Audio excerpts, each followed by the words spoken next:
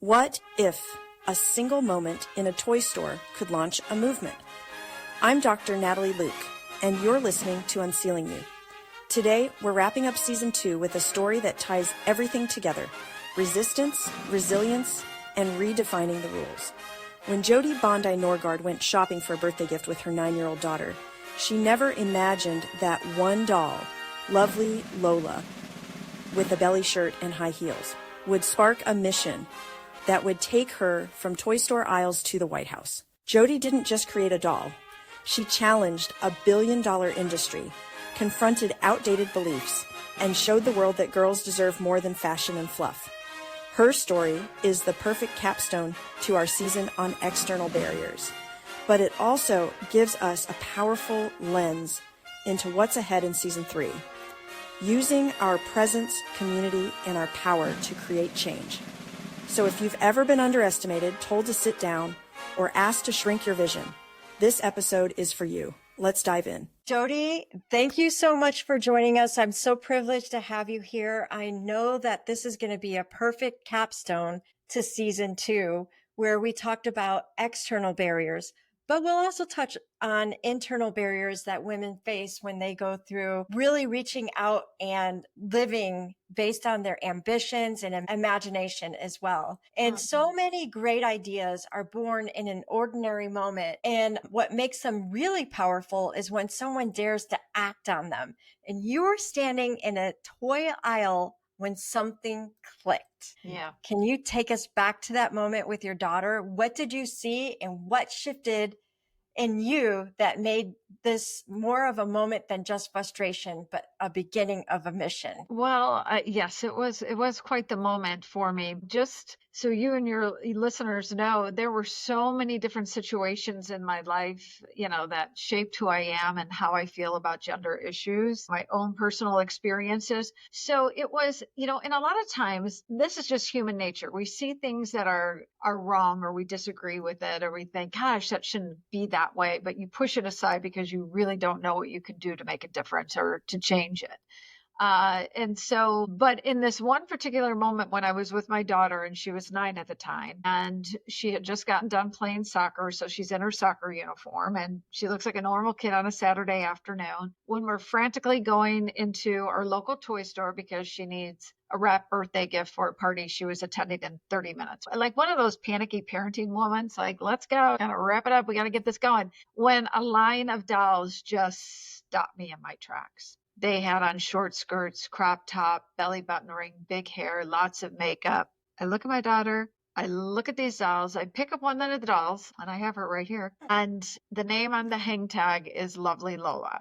So this doll is by a major toy company and the maker of Beanie Babies. So Beanie Babies were awesome. My kids loved them. But then I'm looking at these dolls. And at that moment, I knew there wasn't one parent out there that wanted their daughter to be called Lovely Lola.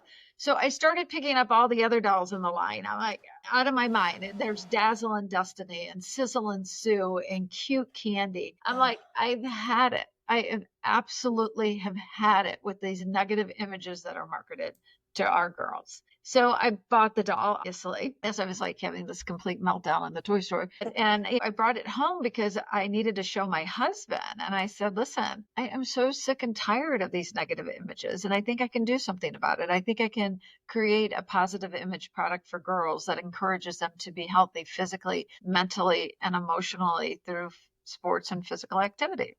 So that's how it all started.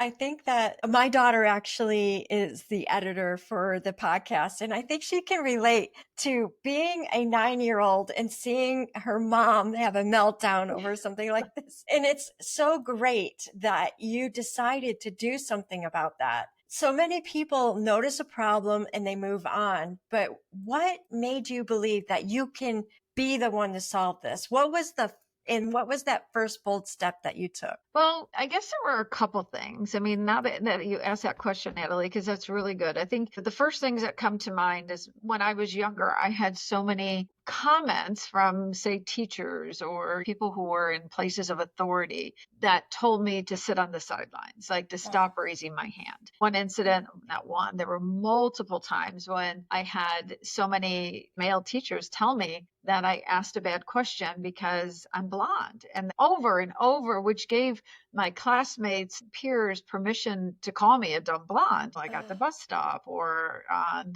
the lunchroom, social situations, whatever. So when you start to hear these things over and over, you start to believe like, well, maybe there's some truth into that.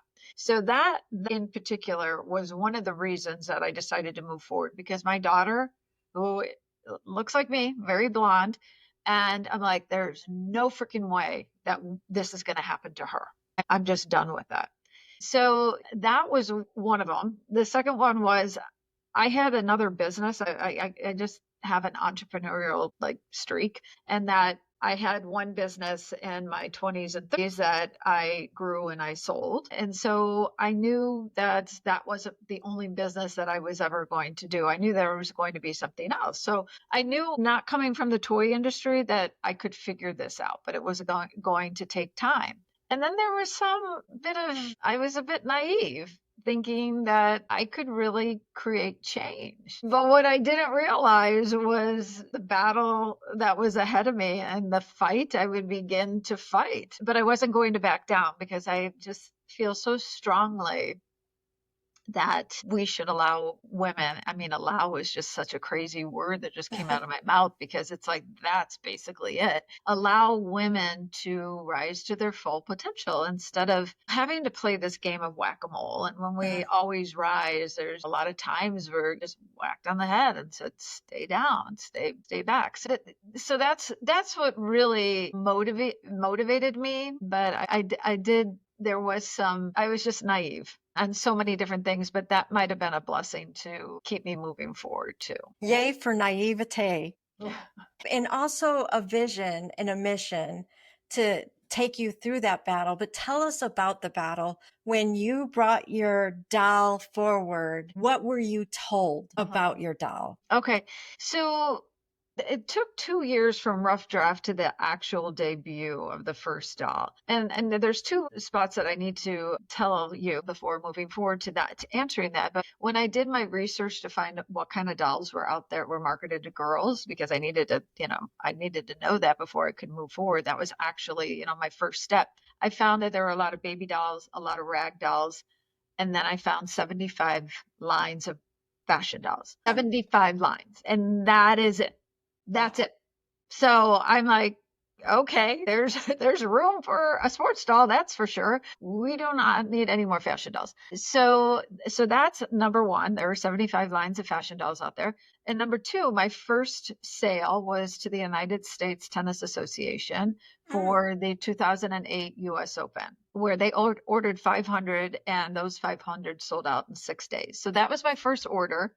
And that was a really great test for a small business. So I was very excited to launch the line of 9 dolls at the New York Toy Fair in February of 2009. And that's where everybody comes from all over the world to see what the next best thing is. And I'm pretty confident, and if not cocky, like, yeah, it's me. Like, how did nobody else think of this? Like, how did I come upon this and nobody else did? Well, there was a reason. So I had so many buyers come to my booth and say, wow, I really love your product. My daughter plays soccer. She would love Soccer Girl. And I'd say, great, how many would you like to buy? And I'd get the hand like, oh, no, it'll never sell. And I'd say, why? And they'd say, because ultimately girls like fashion. Can you create a fashion doll? I'm like, that's my point. As a mother of a daughter and as a woman, I'm positive girls like more than fashion. And there are 75 lines of fashion dolls out there. We do not need another fashion doll on the market. So I always like to point out too, is that I love fashion. I have nothing against fashion. I love when people express themselves. I love the creativity about it. I love when designers come up with the coolest stuff. That's great. But does it define a woman, a girl, a boy, a man? Absolutely not. Absolutely not. So when we're pushing this fashion and appearance on our young girls, I just thought that this is not right. We have to know the importance, or girls need to know the importance of what their minds and bodies can do versus what their bodies look like. And we're constantly pushing this appearance and attractiveness on them. And one little observation I had before I launched the Go-Go Sports Girls. This is just one of those things that I pushed aside because I didn't know what I could do about it. Was when I wanted to buy a science kit for the kids, I go into the toy store, immediately annoyed because there's a boys science aisle and a girls science aisle. And seriously, I'm like, okay, when did science become gendered? But I didn't make any waves. Go down the boys science aisle and I find this cool volcano that you put the vinegar and baking soda, it's exploding. The boys are like having a great time. I'm like just having a blast. I'm like, that's a great outdoor option. But now I'm curious what's marketed to girls down the science aisle. Sure, you can be a scientist, but you can make your own fingernail polish, your own makeup, your own hair scrunchies, your own, perfume.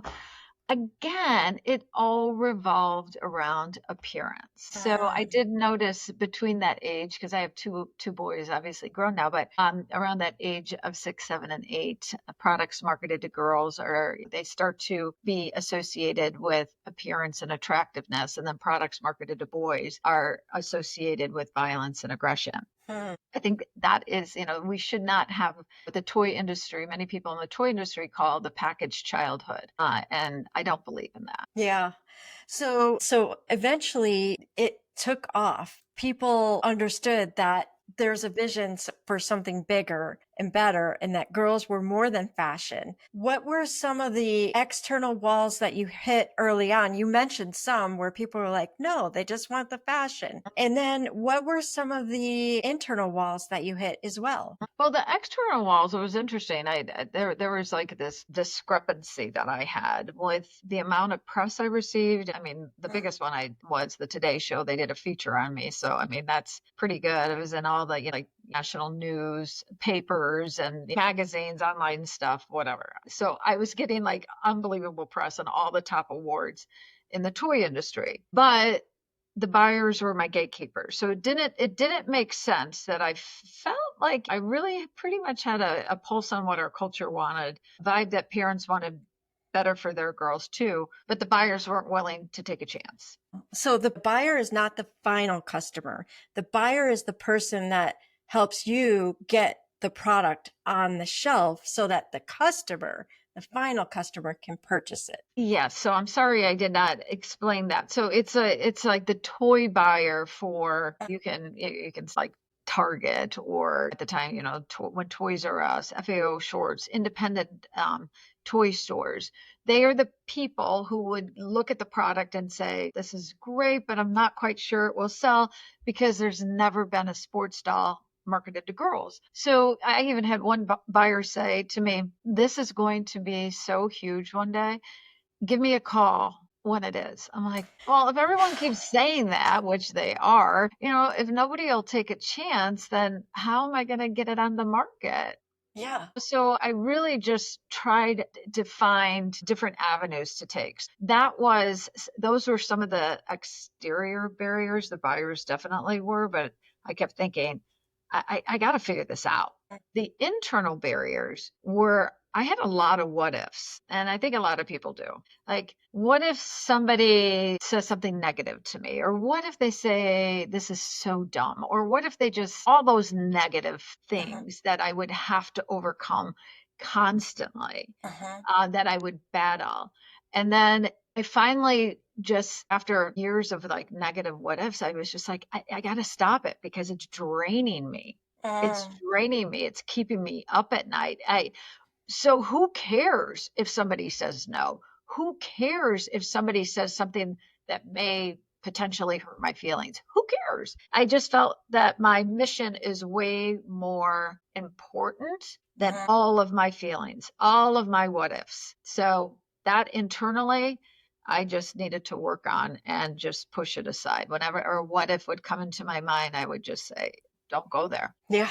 Don't go down that rabbit hole. So all those doors were closing with the buyers, and you really were getting great feedback from things like the Today Show, things like the Tennis Association, selling out your dolls in 6 days. How did you find that door that ultimately got you open? Well, gosh, I never gave up. I never gave up because I knew I was 100% right, that girls deserve more. And, I did so much research, and I would always read and study, and finding that little girls, when they exit preschool, they start believing that their gender can't do as much as the male gender. And then by the age of 9, a little girl's confidence peaks, and then she starts to feel the need to conform to a way a girl should look, should act, and should feel. And I just am calling bullshit on all of that. Like, we need to stop that, not just for our little girls, but for little boys too.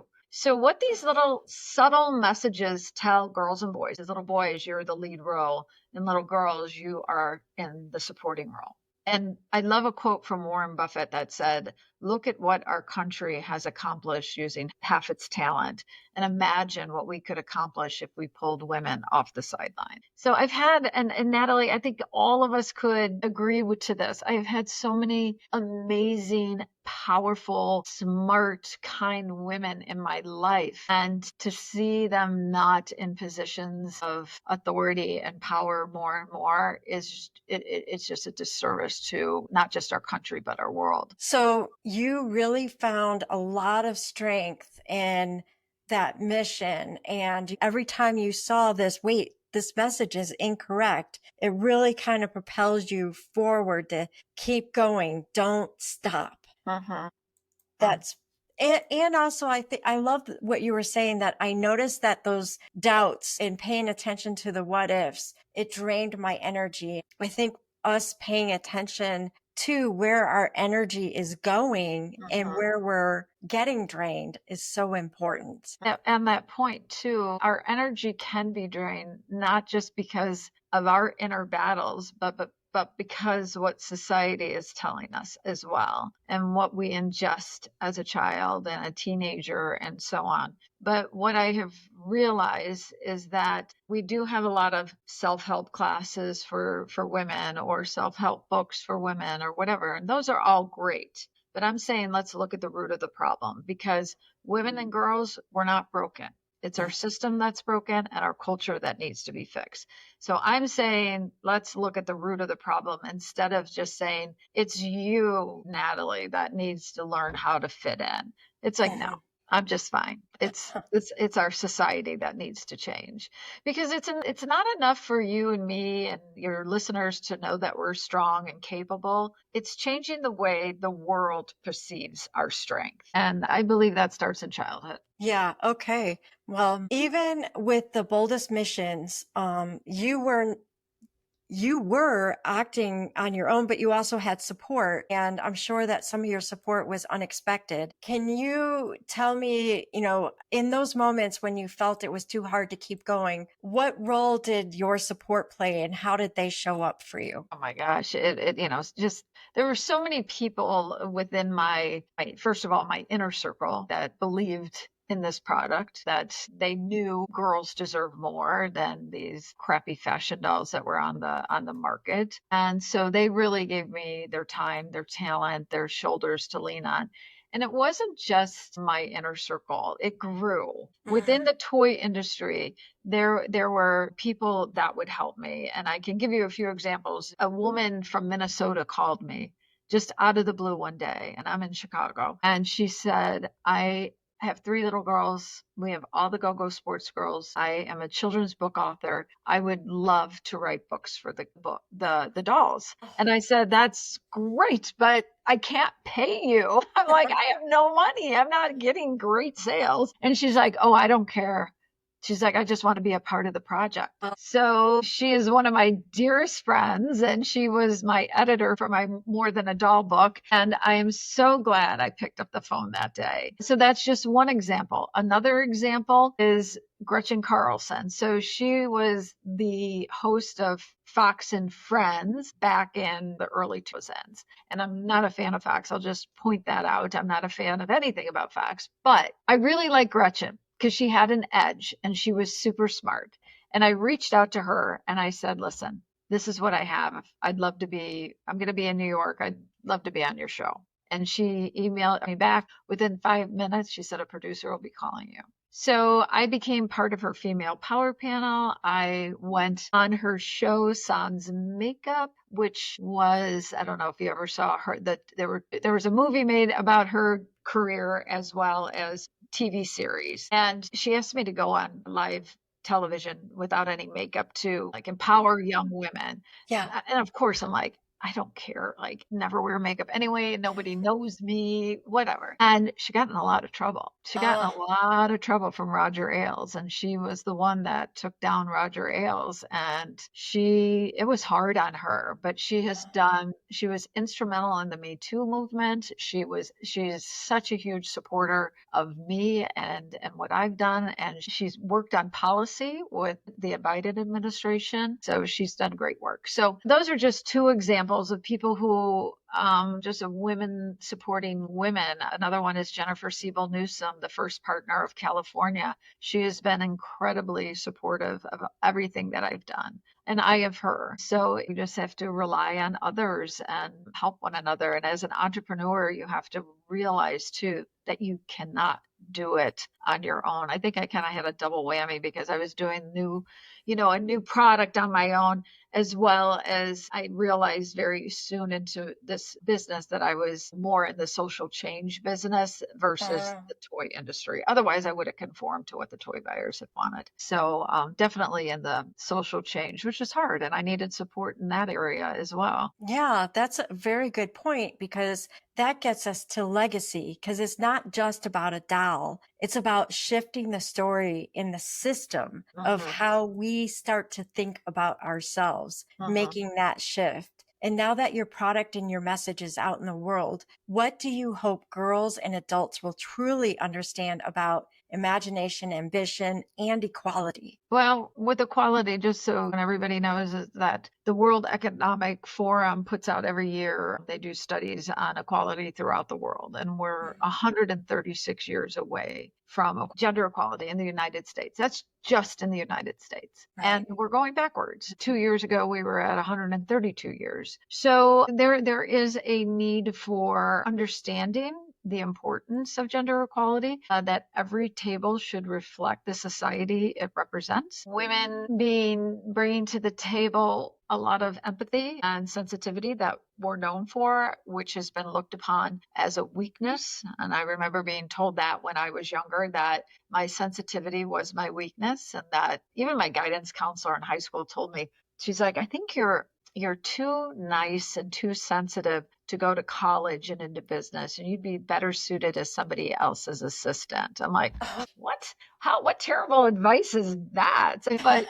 But when we're young, that sensitivity and caring and nurturing, young meaning like grade school age, is looked upon very favorably. If you're that good little student, that good little girl that sits there and helps a teacher and helps the other students and is very empathetic towards others, that is looked upon favorably. But as you get older, that's looked upon as a weakness. And so I think it would be beneficial to corporations, businesses, volunteer organizations to recognize the society they represent and to have that table reflect that society. Mhm. I think it's wonderful when people bring ambition to the table, whether it's a man or woman, empathy, whether it's a man or woman. But we should recognize that we all have different strengths, and more and weaknesses. And I realized that very early on in my entrepreneurial journey, and needed to bring in people who would complement my strengths and would take care of the weaknesses that I was having difficulty with. I love that. And if you could whisper one belief into a girl's ear as she picks up your doll, what would it be? Believe in yourself. I I would love that. just believe in yourself. Don't let anybody tell you otherwise. And trust your gut. I think women have such good intuition that we need to trust our gut more and more, because I would bet if you ask 100 women, how many times has your gut been right? I bet 100 would say 95%, maybe 99% of the time. There you go. Now, one of the things that I'm going to do in season 3 is I'm going to have my insider group questions. And these are questions that are rapid fire questions with simple but profound answers. And this is actually going to be presented to everybody so that folks in season 3 can get a feel of what it is that would be in store for them once they join the insider group. So these are really quick answers before we wrap up, and I'm looking forward to hearing what you say about them. So you've worked with both Obama and Biden administrations on gender policy. What's something most people didn't know about how toy policy intersects with equality? Again, with the Obama administration started, the Biden administration accelerated it.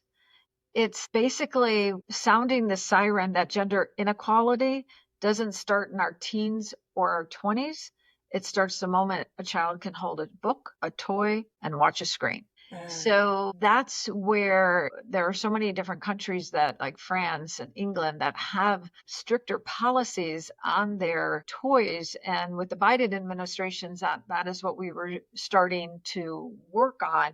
Now, you sold your company in 2016. What did you learn about letting go of control while staying in alignment with your mission? Knowing that a team could grow my business better than I could by myself. And if you could do that deal again, would you change anything? Well, Natalie, I guess I would, because they ended up returning the intellectual property to me before going on to market. So that is a whole nother topic, but it is okay. I mean, you learn as you go along, you pivot when you need to, you try to stay true to your mission. I definitely have.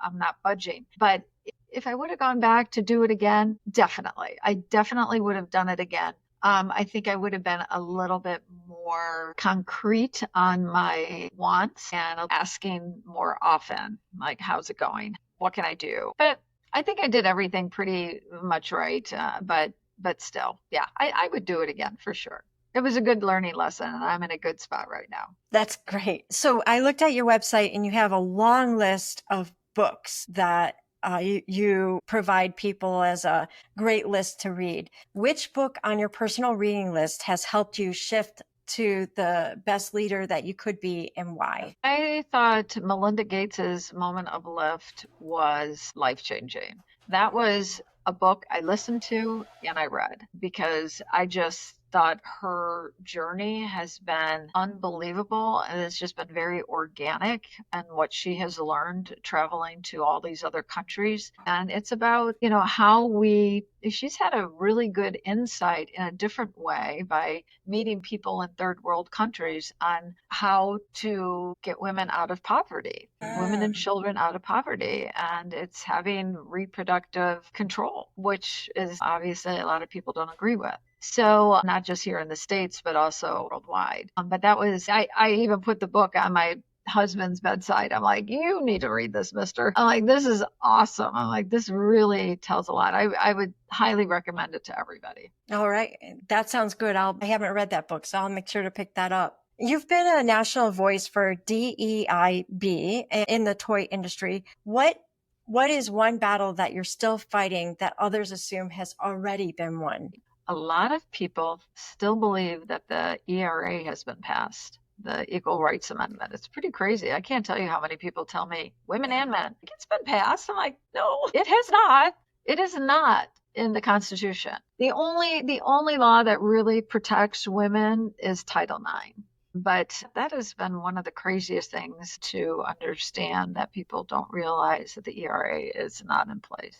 Was there ever a moment when you felt like this might fail? And what did you tell yourself in that moment? There were so many times that I thought it might just fail. I think what happened every time I thought I can't do this anymore, when the first example I'll give you, and this isn't very rapid, but it was when I had an appointment with Target. They invited me to their headquarters. And when you're invited to Target or Walmart headquarters, it's a really important deal. It's really very cool. And so I go up to Target. They loved my product. They said, we're going to order 54,000. I immediately get home and I call my my factory in China, and I said, just be expecting a PO for $54,000. This is going to work. And then 2 weeks went by, 3 weeks went by, and they said one person on their team did not feel that this was going to move forward. How did I get out of that one? I was in a funk for a while, let me tell you. That was really, really sad. And what happened is that I just thought to myself, not too many toy companies, not too many brands get the invite and the interest of a major retailer. Somebody else is going to pick that up. Somebody else. I've got to keep going, because this was as difficult as it was. It was 2 years into my business. I'm like, this is going to work eventually. And it did. That's when Walmart, 3 years after that, Walmart picked it up. So that was what kind of propelled me into working with the Obama administration. So, and another one, like crazy things would happen. Like my husband and I would have a lot of heart-to-hearts because we self-funded it, and we had 3 small kids at the time. And he said many times, like, you're working so hard, and so am I, and you're not really bringing in any money. You know, and I'm like, well, you got a really good point there, mister. And one time we had this heart-to-heart, and he's just like, maybe our culture just isn't ready for your product, and maybe it's time to throw in the towel. And I thought, difficult as that is, there's some truth to that, and I need to be realistic. And so it was like an early morning conversation, and I'm just laying there thinking to myself, like, how did I not get this to work? What did I do wrong, or what could I have done better? And then my phone rings, and it's a producer from the Today Show saying, we want to do a feature on you. I'm like, I'm alive. I'm not quitting. Like, who quits if the Today Show calls you? So things like that would happen that would boost me to the next level. That's fantastic. Now, how can we all the UnCeiling You listeners and ripple makers support you and also learn about you? Like, what's next, and what can we do to support you? You can order my book, read my book, give me a review on Amazon and Goodreads, because my publisher would be so happy. Hire me for speaking events. If your company does speaking events, I speak all over the country on the importance of empowering women and girls and gender equality. And follow me LinkedIn, or I write on Substack. I write for Ms. Magazine. So follow me on social media. It'd be great. Okay, we will do that. Any parting words for everyone out there? Well, I always, to the young girls, I would always say with my Go-Go Sports girls, dream big and go for it. So that's always a good one. But right now, I feel the words to use is stand tall and stay strong. Right. And we shall embrace the light that we have and stand tall. Do not let it dim. There you go. Thank you so much for joining me, and we look forward to seeing what's next. Well, thank you, Natalie. I appreciate you having me on. It's been a pleasure. Wow. What a powerful way to close season 2. Jodi Bondi Norgaard didn't just create a doll. She sparked a movement. What started in a toy aisle with her daughter became a fight to change how girls are seen, valued, and supported. She showed us what it looks like to face rejection from gatekeepers and keep going anyway. She reminded us that it's not our confidence that's broken. It's the system that needs to change. And perhaps most importantly, she reminded us that bold missions don't happen in isolation. Jodi surrounded herself with people who believed in her, mentors, allies, even strangers, who showed up and said, I want to be part of this. That's exactly where we're headed next. Because season 3 is all about building the right community around you. No matter how ambitious or capable you are, you were never meant to do this alone. This next season is a journey in 3 parts. First, we'll build your inner foundation, your mindset, clarity, and belief in your own voice. Then we'll dive into authentic connection, how to build real, aligned relationships that support your goals. And finally, we'll take bold action, using your network to step up, speak out, and lead with impact. You'll hear from incredible guests, from powerhouse CEOs to first-time founders, and I'll be right here breaking it down with you, sharing reflections and practical steps you can apply immediately. So if you're ready to grow, not just for yourself, but with others, season 3 is for you. Be sure to subscribe, leave a review, and join us as we unsealing what's possible together. Because when you build your community, you build your future.